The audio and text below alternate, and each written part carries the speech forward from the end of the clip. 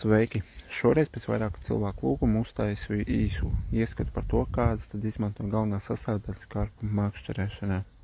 Ņemot vērā to, ka karpi ir ļoti ēdelīgas zivs, tad pārsvarā pamatā izmantojam tikai proteīnu boilas. Un visas šīs boilas ir ļoti saldas. Ņemam gan ar medus garšu, gan ar šokolādes, gan anīs, gan apelsīnu, gan medus.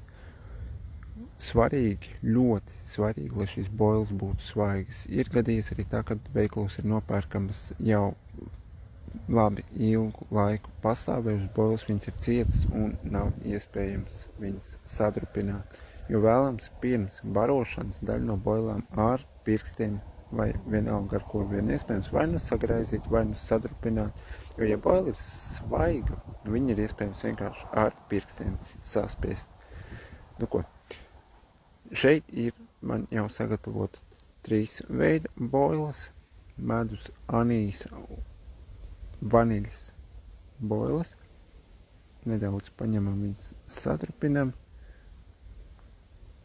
tā lai labāk pievilinātu zivis, lai labāk izdalītu smaržu, un tad ķeramies klāt jau pie gataviem barības maisījumiem. Ņemam kilogramu vienu barību, medus garšu, ņemam puskilogramu ar medus garšu, visu samaisam,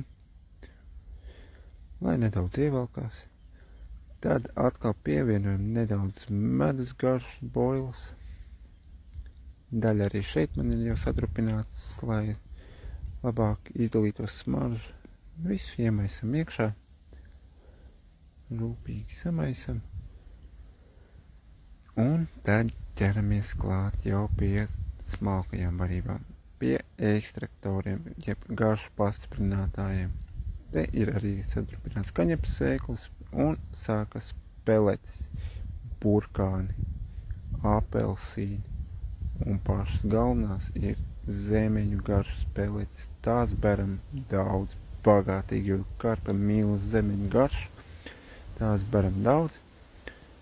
Un svarīgi vēl pēc tam beigās pieliet ūdeni, lai šis viss iemaisītos kārtīgi, samirkt un ļaujam uz minūtēm 15-20 ievilkties. Un barība ir gatava lietošanai. Lai veids!